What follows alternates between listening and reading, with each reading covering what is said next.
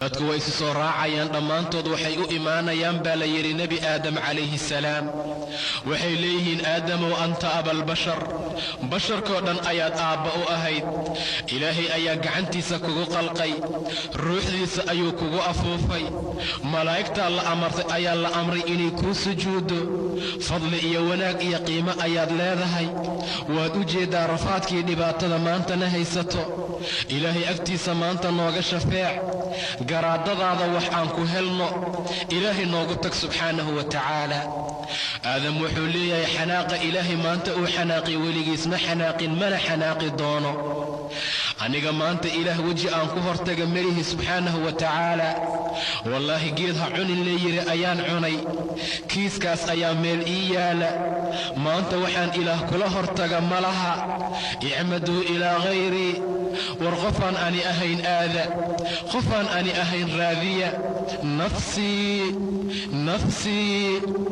nafsii ayuu leeyahay nebi aadam calayhi salaam waa qofkuu ilaahay doortay subxaanahu wa tacaala wanaagga iyo qiimaha la siiyey yowma alqiyaama waxay ka gaaraysaa inuu yidhaahdo nafsii nafsadeyda ilaahay maanta ha i bixiyo axad kale ma xambaaran karo aniga ilaahay wejigiisa waxaan ku hortaga melihi ilaahay arrintaa ha ii cafiya maantee qofaan ani ahayn raadsada dadku way soo baxayaan weli wuxuu u soo tilmaamayaa nebi nuux calayhi salaam nebi nuux ayay dadka u imaanayaan waxay leeyihiin yaa nuux anta awalu rusul rasuulkii ugu horreeyo adduunka loo soo diro qoom gaalaa loo diray ayaa tahay sammaaka allaah cabdan shakuur addoon shukrin badan buu ilaah kugu magacaabay 1000 sano ayaad qoomkaaga wacdisay ilaa 50 caam ilaah agtiisa wanaag ayaad ku leedahay war maanta dhibaatadana haysata ma u jeedidoo nuuxow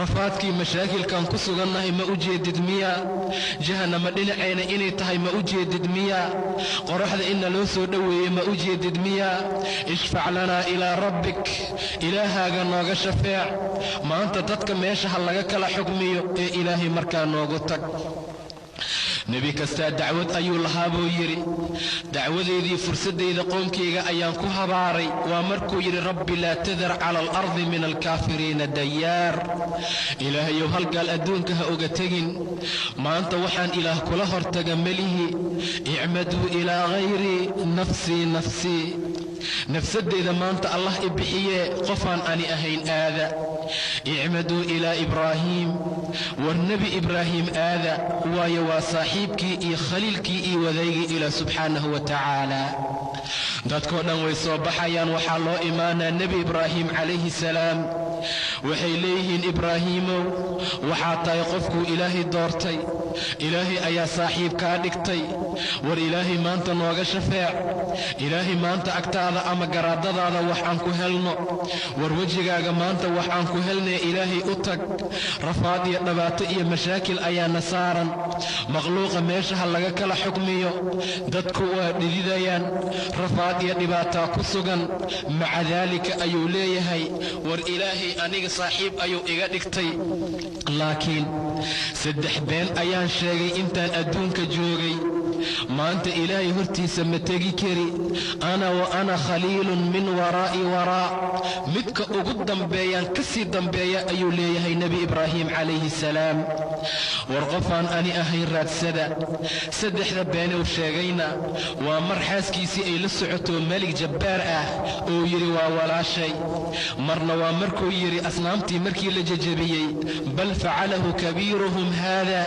fas'aluuhum in kaanuu yantiquun marna waa markuu yidhi innii saqiim 3duna wax been ah ma ahee waa shay ayagu uu wax ku tusaayey maanta anigu ilaahay hortiisa ma tegi kari waxaan alla ku hortaga melihi war qofaan ani ahayn aada dadkoo dhan anaa ka dambeeya baxa ayuu leeyahay nebi ibraahiim calayhi salaam icmaduu ilaa hayrii qofaan ani ahayn u qasta oo aada icmaduu ilaa muusa nebi muuse u taga calayhi salaam asaga ayaa kaliimkii ilaahay la waramay subxaanahu wa tacaala. ummadoo dhan way soo wada ordayaan, waxay u imaanayaan nebi muuse calayhi salaam. muusoo mashaakilkana haysta ma u jeedid miyaa? war rabbigaaga xaggiisa nooga shafeec. maanta dhibaato iyo kurba ayaa nagu badatay.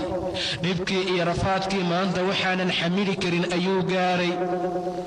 ee ilaahay agtiisa nooga shafeec maanta ayay leeyihiin. nebi muuse wuxuu leeyahay nafsii nafsii, naftayda ilaahay ha i badbaadiya maanta, waayo anigaba naf dilkeeda aan lay amrin ayaan dilay. ilaahay waxaan ku hortaga melihi.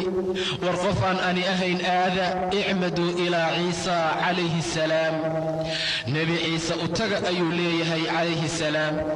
nebi ciisey u imaanayaan. aabbala-aan ayuu rabbi ku khalqay.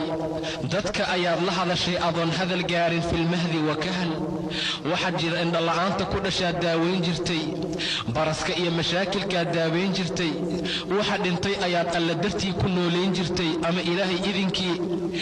intaasoo dhan ayuu ilaah kuu sameeyey.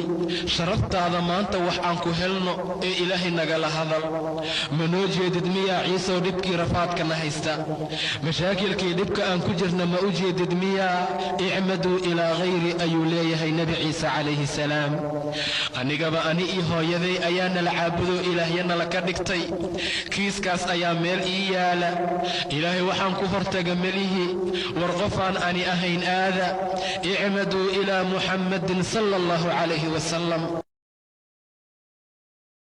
dadku way isu soo raac. ilaahay waxa uu leeyahay anu wiil ma lihi oo ma dhalin, laymana dhalo mana dhalo, keli baan ahay keli. ina aadan baa ilaahay leeyahay wuu aflagaadeeyey. way aflagaaday wuxuu igu aflagaadaynayaa yasubbu dahra wa ana dahru al-amru bi ilaahay waxa uu leeyahay anu wiil ma lihi oo ma dhalin, laymana dhalo mana dhalo. nin ayaa rasuulka u yimid oo yidhi yaa rasuul allah, ayu lacmaali axabu ila allahi tacaala fi lislaam, camalkee ilaah xaggiisa loogu jecel yahay islaamka dhexdiisa in lagu qabto? qaala alsalaatu liwaqtihaa, salaad oo waqtigeeda lagu tukada buu dhahay nebiga. waman taraka asalaa, qofkii salaada ka tagaana falaa diina lah, wax diina uu leeyahay malaha. salaadu waa cimaadka iyo tiirka ay diinku ku taagan tahay. dadka muslimiinta ah ayuu ilaahay nuur iyo wanaag uga dhigaa. dadkii maanta salaaday dayaceen, dadkii maanta salaaday war ilaahay subxaanahu wa ta'aala ka cabsada. nin ayaa war ilaahay subxaanahu wa ta'aala ka cabsada. war heesaha dhageysigooda iska daaya. war quluubtay dilaan. war nabi maxamed calayhi salaatu wasalaam waxyaabaha uu kaga warramay u fiirso. aakhiru zamanka dadka qaar ayaa dhulka loola jaray buu rasuulku yiri. goormay arrintani dhacaysaa markii la weydiiyey? markay soo shacbaxaan dumarka fanaaniinta imisaa dibadaha inooga yimaado oo yidhaahda waan idiin soo heesaynaa. war dalku hees ma baahna, war dalku jaas ma baahna, war dalku raqsi ma baahna. war da'yar iyo gabdho iyo wiilal ajnabi kala ah oo waxa weeyaan minus iyo balaas kala ah oo la isku dhex daro uma baahna. wuxuu u baahan yahay in ilaahay lagu xidho addoomaha, in alla ka cabsi dadka la faro, in daacada ilaahay la faro, in waxa ilaahay raali gelinaya la faro, in waxa aakhiro qalbiga oo ku xasila. qalbiguna muxuu ku xasilayaa? alladina aamanuu wa war ilaahay subxaanahu wa ta'aala ka cabsada. war qalbiga oo ku xasila. qalbiguna muxuu ku xasilayaa? ilaahayow caawa waan ku baryaynaa. ilaahayow albaabkaagaan taagannahay, fuqara iyo masaakiinaan nahay. allow haddaadna celisayaa waxna siinaayoon adi ahayn. albaabkaaga haddaad naga xidhatayaa albaabkiisa noo furaay oon adi ahayn. ilaahayow rabbiyow waan ku baryaynaa. ilaahayow in allaale intaan owlaadaysan owlaad baariyaa la sii. ilaahayow in allaale inta dhibaataysana dhibka ka qaad. in allaale inta shiqaaqii khilaaf dhextaala ilaahay subxaana wa tacaala islaaxa ugu bedelo waddankeena. nin ayaa rasuulka u yimid oo yidhi yaa rasuul allah, ayu lacmaali axabu ila allahi tacaala fi lislaam, camalkee ilaah xaggiisa loogu jecel yahay islaamka dhexdiisa in qalbiga oo ayaa loo arkay maanta. wallaahi fitna ka weyn ma jirto. heesihii shayaadiinnimada, gabdhihii sunnaadda ahaa, kuwii xaqa alla diiday ay ku socdeenna waxaa loo arkay waxyaaba hanuunin ah. waxaad maqlaysaa hoballadii hanuuninta. waxay hanuuninayaan maxay yihiin? dadkay waxay ku hanuuninayaan naarta waxaa imaan doona buu dhahay rasuulka sala allahu calayhi wasalam dad noocaasoo kale ah oo xumaanta dadka ugu waca oo khayrka ilaahay diida ninka la yidhaahda xudayfa ibnu yamaan wuxuu yidhi kaana annaasu yas'aluuna rasuulallaahi dadku waxay ahaayeen kuwa rasuulka cani ilkhayri khayrka weyddiista wa kuntu as'aluhu cani isharri anigu sharta weydiin jiray buu yidhi xudayfa sababtu waxay tahay makhaafata an yudrikanii anoo ka cabsanaya haleelkeeda markaasaan maalin idhi yaa rasuulallah innaa kunnaa fii jaahiliya annagu jaahli ayaan ku sugnayn iyo jaahilnimo iyo shar fajaa'ana allaahu bihada alkhayri ilaahay baa khayrkaan noo keenay axaadiistan iyo diinkan iyo qur'aankan ayaa ilaah noo keenay fahal bacda hada alkhayri min shar khayrkaan ka gadaal shar ma yahay rasuulkii dib u dhac ayaa loo arkay maanta wallaahi fidna ka weyn ma jirto haasihi shayaatiin ma ka warqabtaa wuxuu ilaahay casa wajalla kugu odhan doono habeenka koowaad eed u hoyato qabrigaaga ilaahay muxuu kugu odhan doonaa habeenkaasi